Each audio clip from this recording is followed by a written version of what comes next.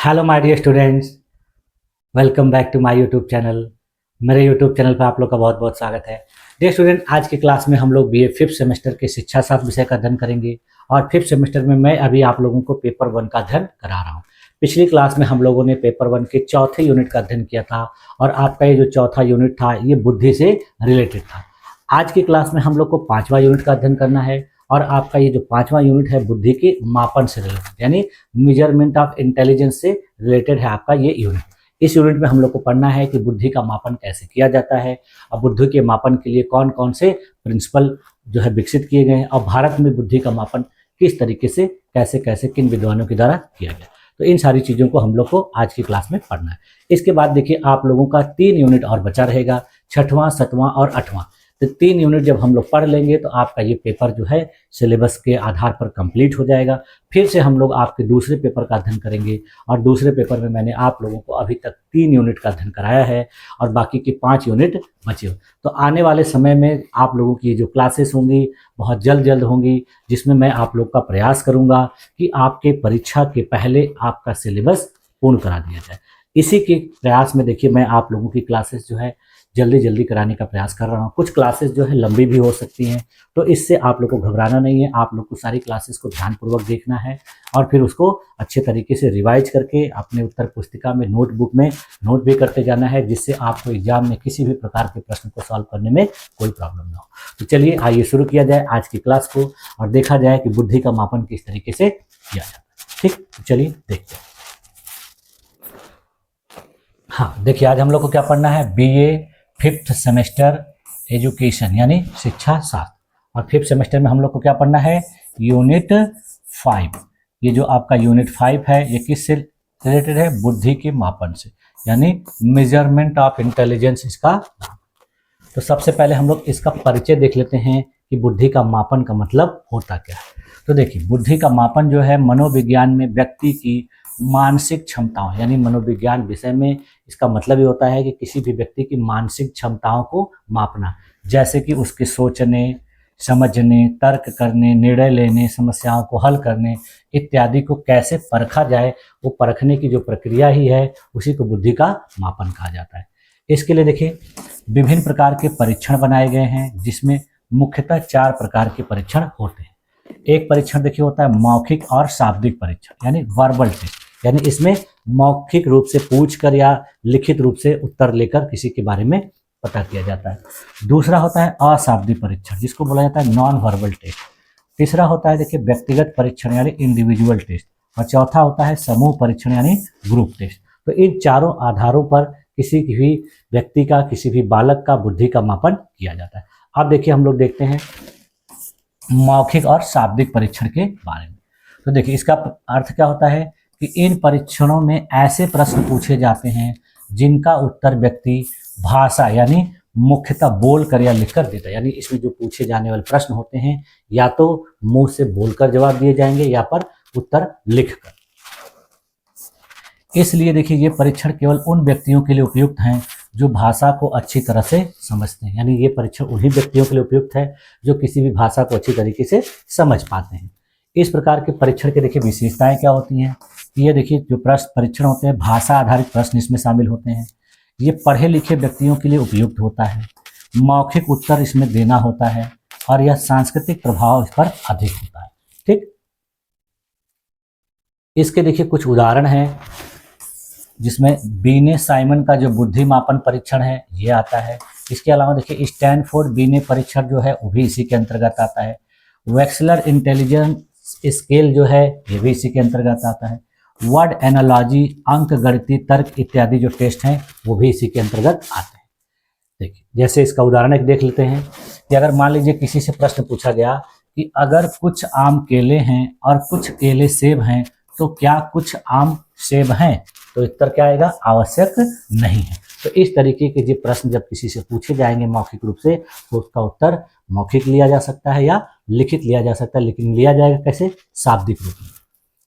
अब देखिए दूसरा है अशाब्दिक परीक्षण, जिसको non verbal test of intelligence कहा जाता है। तो इसका देखिए अर्थ क्या होता है कि इन परीक्षणों में भाषा का प्रयोग नहीं किया जाता, बल्कि चित्रों के माध्यम से, संकेतों के माध्यम से या विभिन्न प्रकार की आकृतियों के माध्यम से प्रयोग करके उत्तर लिया जाता है। यानी इसमें कुछ भी बोला नहीं जाएगा, ना तो कोई प्रश्न लिखा जाएगा, बल्कि इसमें विभिन्न प्रकार के चित्र या संकेत दिखाए जाएंगे और उसके आधार पर उत्तर लिया जाएगा। ये परीक्षण देखिए भाषा या संस्कृति से स्वतंत्र होते हैं, यानी यहाँ पर भाषा और संस्कृति से कोई लेना देना नहीं होता है। इसकी विशेषताएं देखिए क्या होती है, ये भाषा पर निर्भर नहीं होता है, यह निरक्षर या अलग भाषा वाले व्यक्तियों के लिए उपयुक्त होता है। यानी ऐसे व्यक्ति जो पढ़े लिखे नहीं हैं, उनसे किसी चीज़ का जवाब लेना है तो उनको विभिन्न प्रकार की आकृति दिखाकर, चित्र दिखाकर या कोई संकेत दिखाकर उनसे जवाब जाना जाता है। इसमें देखिए आकृतियों, चित्रों, संकेतों के माध्यम से प्रश्न पूछे जाते हैं और फिर उसका उत्तर लिया जाता है। इस पर देखिए जो सांस्कृतिक प्रभाव होता है वो कम होता है।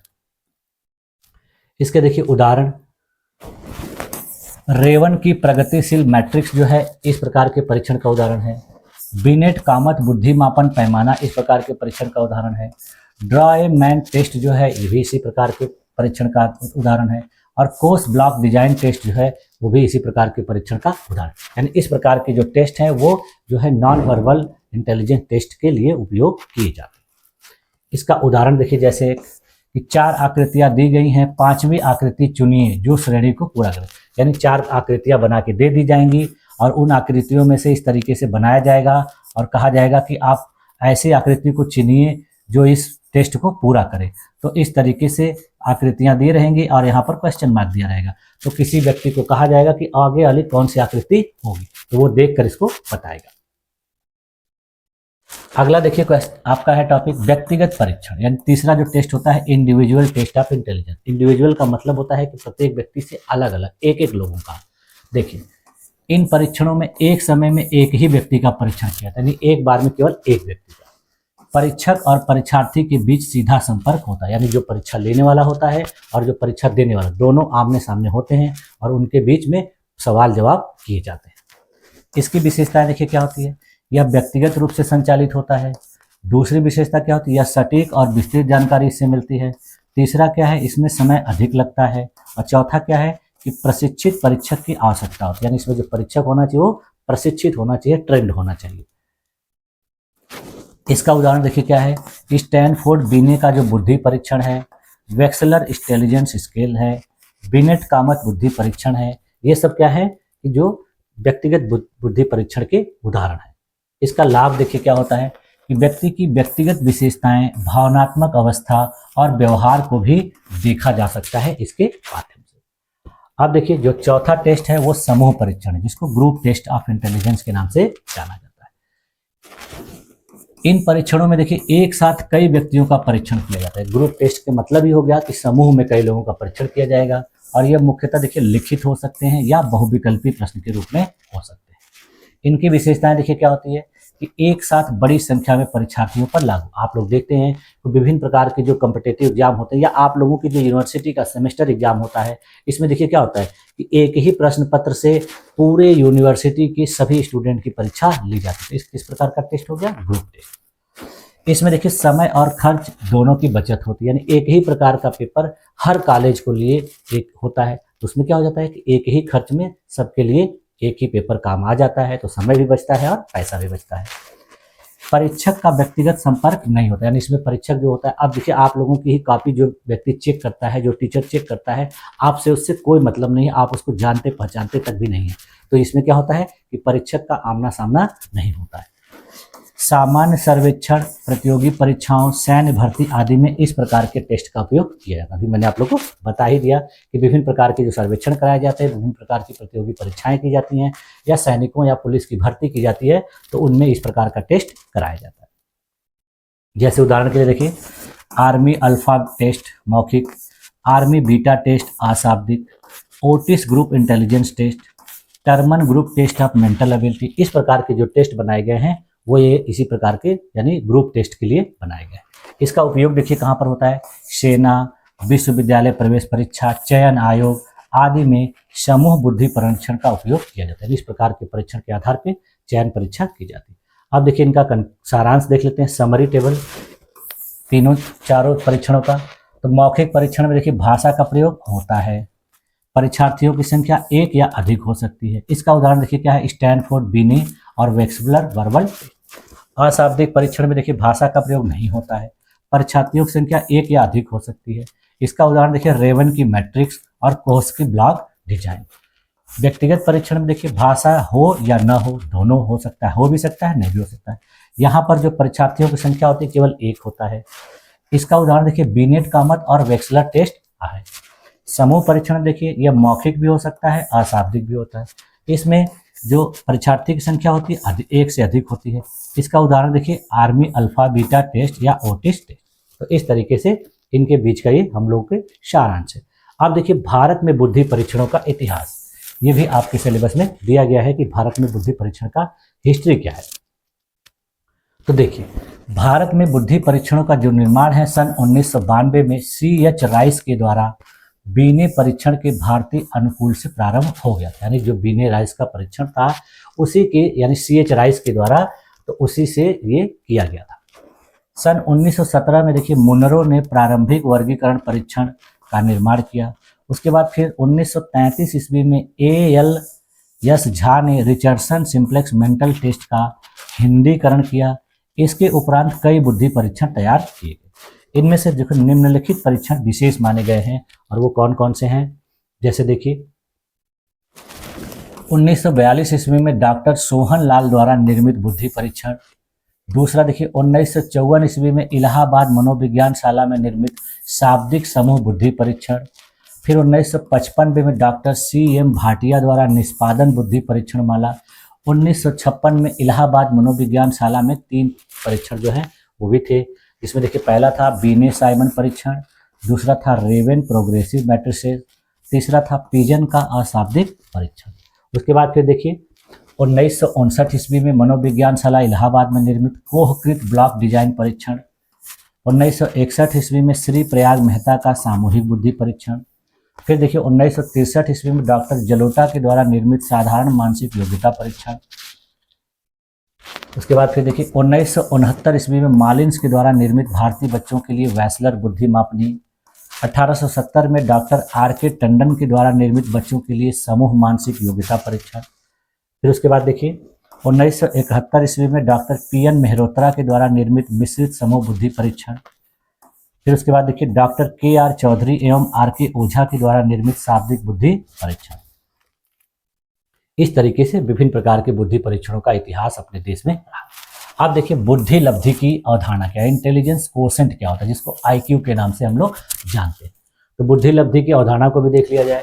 तो देखिए बुद्धि लब्धि का मतलब क्या होता है कि बुद्धि लब्धि एक मात्रात्मक सूचकांक है जो व्यक्ति की मानसिक आयु और कालानुक्रमिक आयु यानी क्रोनोलॉजिकल आयु के बीच के संबंध को दर्शाता है। यानी किसी व्यक्ति की मानसिक आयु और उसकी वास्तविक आयु के बीच के रिलेशन को जो है ये जो टेस्ट बताता है, यह जो है कोसेंट बताता है।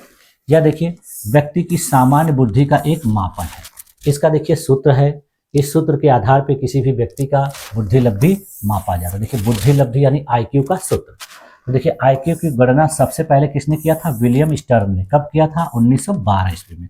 और उन्होंने इसका सूत्र क्या दिया था कि IQ बराबर यानी इंटेलिजेंट कोसेंट बराबर मानसिक आयु यानी मेंटल एज बटा में क्या होता है, कालानुक्रमिक आयु यानी जिसको क्रोनोलॉजिकल एज कहा जाता है और गुणे 100। तो इस तरीके से इस फार्मूले से किसी की बुद्धि लब्धि निकाली जाती है। जैसे उदाहरण के लिए देख लीजिए, यदि किसी बच्चे की मानसिक आयु जो है 12 वर्ष है और उसकी कालानुक्रमिक आयु यानी क्रोनोलॉजिकल एज जो है 10 वर्ष, तो इसको देखिए इस सूत्र के द्वारा IQ बराबर क्या होगा, उसकी मानसिक आयु 12 है, उसकी वास्तविक आयु 10 है, इसका गुणा 100 से करेंगे तो इसकी बुद्धि लब्धि कितनी आएगी, 120। यानी इसका अर्थ क्या निकला कि उस बच्चे की जो बुद्धि लब्धि है वो औसत से अधिक है। यानी बुद्धि लब्धि देखिए औसत किस तरीके से होती है, इस तरीके से आप देखेंगे बुद्धि लब्धि का एक नॉर्मल प्रोबेबिलिटी कर्व होता है, जिसमें से देखिए यहाँ पर जो है 90 से लेकर 110 के बीच जो लोग होते हैं उनकी बुद्धि सामान्य स्तर की होती है। उसके बाद धीरे धीरे यहाँ पर जो बुद्धि का स्तर होता है वो देखिए धीरे धीरे कम होता जाता है और यहाँ से धीरे धीरे क्या होता है, बढ़ता जाता है। यानी 1 से 110 से लेकर 130-40 और यहाँ पर देखिए 25 तक जो बुद्धि लब्धि होती है वो देखिए धीरे धीरे क्या हो रही है, इधर जब जाएगी बुद्धि लब्धि तो घटती जाएगी और इस तरफ से जाएगी बुद्धि लब्धि तो वो बढ़ती जाएगी। तो इस तरीके से इसको मापा जाता है। देखिए अब बुद्धि लब्धि का वर्गीकरण किया गया है, किस प्रकार की बुद्धि लब्धि वाले बच्चे किस तरीके के होते हैं। तो देखिए जो IQ स्तर 140 से अधिक होता है वे बच्चे देखिए प्रतिभाशाली कहे जाते हैं। इनको जीनियस या वेरी सुपीरियर कहा जाता है। इनकी बुद्धि देखिए बहुत उच्च कोटि की होती है। इसके बाद फिर देखिए जिनकी बुद्धि लब्धि 120 से 139 होती है उनको उच्च या सुपीरियर कहा जाता है। इनका बुद्धि जो है औसत से अधिक होता है, यानी ये औसत से अधिक बुद्धिमान होते हैं। उसके बाद देखिए जिसकी बुद्धि लब्धि 110 से 119 के बीच होती है वो देखिए औसत से थोड़ा अधिक अच्छे होते हैं और अच्छे स्तर की बुद्धि इनकी मानी जाती है। जिनकी बुद्धि लब्धि देखिए 90 से 109 के बीच होती है ये औसत बच्चे होते हैं और इनकी संख्या बहुत ज़्यादा होती है। ये देखिए सामान्य बुद्धि वाले होते हैं। जिनकी बुद्धि लब्धि देखिए 80 से 89 के बीच होती है ये औसत से कम होते हैं, लो एवरेज। इनकी बुद्धि थोड़ी कम होती है। 70 से 79 जिनकी बुद्धि लब्धि होती है उनकी देखिए सीमा रेखी मंद बुद्धि के आधार पर होती है, यानी ये बच्चे जो हैं मंद बुद्धि की सीमा पर होते हैं, यानी पूरी तरह से मंद बुद्धि नहीं होते हैं लेकिन मंद बुद्धि के कगार पर होते हैं। और जिनकी 70 से कम होती है बच्चे मंद बुद्धि होते हैं, जिनकी मानसिक मंदता की स्थिति देखी जाती है। ठीक है, तो इस तरीके से बुद्धि लब्धि का वर्गीकरण है और इसी के आधार पर किसी भी बच्चे को ज़्यादा बुद्धिमान, किसी को कम बुद्धिमान, किसी को बहुत ज़्यादा बुद्धिमान माना जाता है। ठीक, आप देखिए इन बुद्धि परीक्षणों का उपयोग कहाँ किया जाता है। ये जो विभिन्न प्रकार के बुद्धि परीक्षण किए जाते हैं इनका क्या उपयोग है। यूज ऑफ इंटेलिजेंस टेस्ट, तो इनका उपयोग देखिए शिक्षा के क्षेत्र में, मनोविज्ञान के क्षेत्र में, परामर्श तथा प्रशासन के विभिन्न क्षेत्रों में किया जाता है। आप देखिए एक एक क्षेत्र में इनके उपयोग को देख लेते हैं। सबसे पहले देखिए शैक्षिक क्षेत्र में इनका उपयोग किस तरीके से होता है। तो शैक्षिक क्षेत्र में विद्यार्थियों की बौद्धिक क्षमता का मूल्यांकन करने के लिए, यानी इनके आधार पर शिक्षक विद्यार्थियों की बुद्धि के स्तर जान को उनको उपयुक्त शिक्षण प्रदान करते हैं। उदाहरण के लिए जैसे देखिए कमजोर छात्र, औसत छात्र और प्रतिभाशाली छात्रों की पहचान इसी के आधार पर की जाती है। उसके बाद फिर देखिए दूसरा इसका शिक्षा के क्षेत्र में क्या उपयोग होता है, शैक्षिक वर्गीकरण करने में, यानी छात्रों को उनकी बुद्धि के अनुसार अलग अलग समूहों में बांटकर बेहतर शिक्षण कराया जाता है। यानी जिसकी बुद्धि लब्धि पता चल जाती है तो उनके विभिन्न प्रकार के ग्रुप बना दिए जाते हैं और फिर उस ग्रुप को उसी तरीके का शिक्षण प्रदान किया जाता है। इसके बाद फिर देखिए शिक्षा के क्षेत्र में तीसरा काम क्या है कि प्रतिभाशाली और मंद बुद्धि छात्रों की पहचान करने के लिए प्रतिभाशाली छात्रों को समृद्ध शिक्षण कार्यक्रम यानी इनरिचमेंट प्रोग्राम दिए जा सकते हैं और मंद बुद्धि छात्रों को विशेष शिक्षण दिया जाए। यानी इससे पहचान जब हो जाएगी तो प्रतिभाशाली जो छात्र रहेंगे उनको विशेष प्रकार का शिक्षण दिया जाएगा, समृद्ध शिक्षण प्रदान किया जाएगा और जो मंद बुद्धि रहेंगे उनको भी अलग तरीके का शिक्षण प्रदान किया जाएगा। उसके बाद फिर देखिए अगला जो कार्य है शिक्षा के क्षेत्र में परामर्श और मार्गदर्शन में भी बहुत उपयोगी होता है। विद्यार्थियों की रुचि और योग्यता के अनुसार विषय का चयन या व्यावसायिक परामर्श में सहायता मिलती है। और पांचवा कार्य क्या है शिक्षा के क्षेत्र में, शैक्षणिक उपलब्धि का पूर्वानुमान किया जाता है। यानी पहले से अनुमान लगा लिया जाता है कि किसी भी बच्चे की जो सक्सेस रेट होगी वो किस तरह की होगी। जैसे देखिए IQ के आधार पर छात्र की संभावित शैक्षणिक उपलब्धि का अनुमान लगाया जा सकता है, यानी बच्चा भविष्य में किस तरीके का प्रोग्रेस करेगा उसका एक संभावित अनुमान लगाया जाता है। अब देखिए व्यवसायिक क्षेत्र में इसका किस तरीके से उपयोग होता है। शिक्षा के क्षेत्र में तो होता ही है, व्यवसायिक क्षेत्र में भी होता है। तो व्यवसायिक क्षेत्र में कैसे होता है, उपयुक्त व्यवसाय का चयन करने में। यदि कोई बच्चा अच्छे IQ लेवल का है तो उससे क्या होता है कि अच्छे व्यवसाय का चयन करने के व्यक्ति की बुद्धि के स्तर के अनुसार उसके लिए उपयुक्त नौकरी या प्रशिक्षण कार्यक्रम चुना जा सकता है। यानी उसकी बुद्धि का स्तर जैसा होगा उसी प्रकार की नौकरी और प्रशिक्षण कार्यक्रम चुनेगा। दूसरा देखिए क्या होता है, कर्मचारियों के चयन में भी होता है। विभिन्न प्रकार की प्रशासनिक, तकनीकी या प्रबंधकीय पदों के लिए योग्य उम्मीदवारों का चयन करने में इससे सहायता मिलती है। तीसरा देखिए काम क्या होता है, व्यावसायिक परामर्श, यानी बुद्धि परीक्षण व्यक्ति की क्षमताओं के अनुरूप करियर निर्धारण में सहायक होता है। अब देखिए मनोवैज्ञानिक एवं चिकित्सीय क्षेत्र में इसका क्या उपयोग होता है, तो मानसिक मंदता या विलक्षणता की पहचान करने के लिए किया जाता है। यानी बच्चे मानसिक रूप से मंद हैं या विलक्षण हैं तो ये पहचाना कैसे जाता है, IQ के माध्यम से। देखिए IQ के माध्यम से व्यक्ति की मानसिक आयु का पता लगाया जा सकता है। दूसरा कार्य क्या होता है कि मनोवैज्ञानिक विकारों का निदान करने में भी इसका उपयोग किया जाता है। यानी बुद्धि परीक्षण के द्वारा व्यक्ति के मानसिक असंतुलन, अवसाद या न्यूनता की स्थिति को समझने में भी सहायता मिलती है। तीसरा देखिए कार्य क्या होता है, मनोवैज्ञानिक परामर्श के लिए यानी साइकोलॉजिकल काउंसलिंग के लिए भी इसका उपयोग किया जाता है। यह परीक्षण देखिए परिणामों से व्यक्ति को स्वयं की क्षमताओं का ज्ञान होता है जिससे आत्म सुधार संभव होता है। अब देखिए चौथा जो इसका कार्य है प्रशासनिक और अनुसंधान के क्षेत्र में। तो देखिए प्रशासनिक और अनुसंधान के क्षेत्र में इसका क्या उपयोग है। पहला क्या है कि नियोजन और प्रशिक्षण के लिए इसका उपयोग होता है। सरकारी और निजी संस्थाएं देखिए कर्मचारियों के चयन और प्रशिक्षण में बुद्धि परीक्षण का उपयोग करती हैं। दूसरा देखिए क्या होता है कि शैक्षिक और मनोवैज्ञानिक अनुसंधान में भी इसका उपयोग होता है। जैसे शोधकर्ता जो है बुद्धि परीक्षणों का उपयोग करके बुद्धि और अन्य कारकों जैसे उपलब्धि या व्यक्तित्व के बीच संबंध का अध्ययन करते हैं। ठीक, अब देखिए इसका पांचवा जो उपयोग है वो आत्म जागरूकता और विकास में किया जाता है। वो कैसे किया जाता है कि व्यक्ति अपने आईक्यू को जानकर अपनी शक्तियों और सीमाओं को समझ सकता है, यानी खुद के लिए भी इसका उपयोग होता है। जब कोई व्यक्ति अपने आईक्यू लेवल का जानकारी प्राप्त कर लेता है तो वो अपनी सीमा को समझ जाता है, अपनी शक्ति को समझ जाता है और उसी के अनुसार अपने आप को बेहतर बनाने का प्रयास करता है। इससे देखिए आत्म विकास, सेल्फ डेवलपमेंट और आत्मनिर्देशन यानी सेल्फ गाइडेंस का संभव होगा। ठीक है, तो इस तरीके से देखिए हम लोगों ने आपका ये जो पांचवा यूनिट था इसको बेहतर तरीके से विभिन्न प्रकार के उदाहरणों के माध्यम से आज की क्लास में अध्ययन किया और मुझे उम्मीद है कि आप लोगों की सारी चीज़ें अच्छी तरीके से समझ में आ गई। यदि किसी को भी किसी भी प्रकार का डाउट हो कहीं भी किसी भी पोर्शन में तो वो कमेंट करके मुझसे पूछ सकता है, मैं उसकी पूरी मदद करूँगा। ठीक है, तो आज की क्लास में देखिए यहीं तक रखा जाए और इसके बाद अगली क्लास में हम लोग आपका जो है अगला यूनिट यानी छठवां यूनिट जो है वो अध्ययन करेंगे और इसी तरीके से एक एक करके मैं आप लोग के सारे यूनिट को कंप्लीट करने का पूरा प्रयास करूंगा, मेरे तरफ से पूरा प्रयास रहेगा। ठीक है, तो आप लोगों ने मेरी इस क्लास में अपने आप को इतनी देर तक इतने धैर्यपूर्वक बनाए रखा, इसके लिए आप लोग का बहुत बहुत धन्यवाद। मिलते हैं नेक्स्ट क्लास में, तब तक के लिए थैंक यू।